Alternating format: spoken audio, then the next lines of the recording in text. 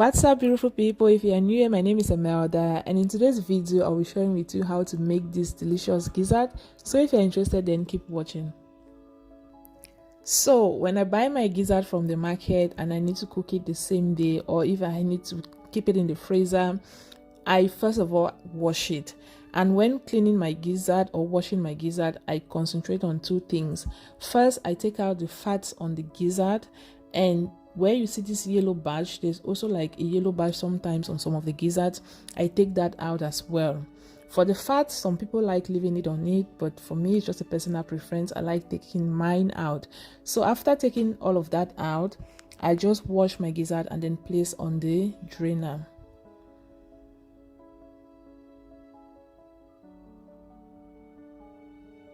So I'm just showing you like how I clean it so that you don't, for someone who have never prepared gizzard before, you kind of have an idea of what to do when you buy one from the market. So after showing you this part, I'll then move you to the ingredients which we'll be using for this delicious gizzard recipe.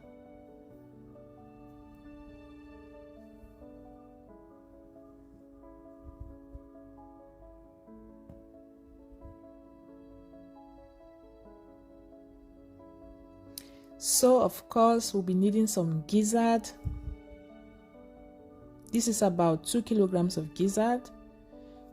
Some paprika. If you watch my last video, I've fallen in love, or I'm in love with this long paprika. You call it sweet paprika. It has many names. So I'll be using one of that and the normal paprika, both red colors. And 5 tomatoes, medium sizes. And for my spices, I'll be using 1 spring onions, a branch of basilicum, 4 cloves of garlic, and some ginger.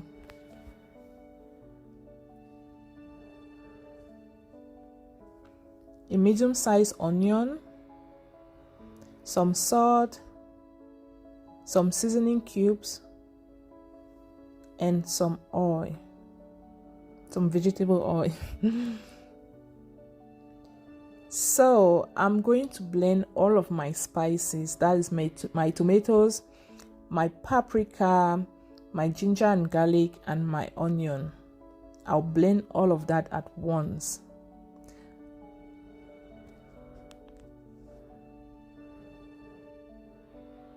But before blending the paprika, of course, you need to make sure you take out the seeds from it.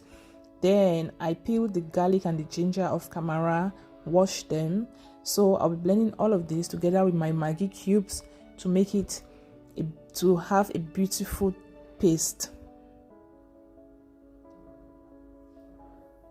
So into my pot, I'm going to pour the gizzard and then go in with some salt, give it a stir, and then cover it to cook for about 10 minutes, or bring it to boil for about 10 minutes.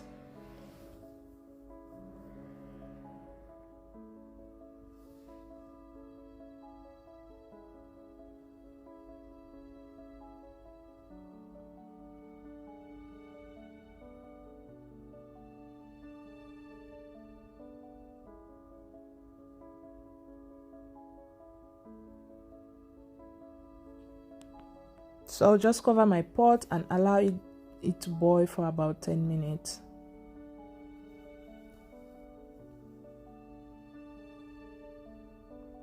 So after 10 minutes, I didn't put any water in the pot, mind you, and usually gizzard always produce a lot of water, and I like taking this water out. So that's why I allowed the gizzard to boil for 10 minutes, which for it to bring out this amount of water, which I'm going to drain out. I'll just show you what I'll be doing from here. So I'll be draining this water. I don't like using the water. For me, I feel like it has to go because yeah, that's how I prepare my gizzard, of course. So I'll just leave this here, rinsing the pot, and then move to the next step. So I'll be pouring the gizzard back into the pot, but before I move ahead with the other ingredient, I would like to cover the pot again for about 5 minutes to see if it's going to produce any more water.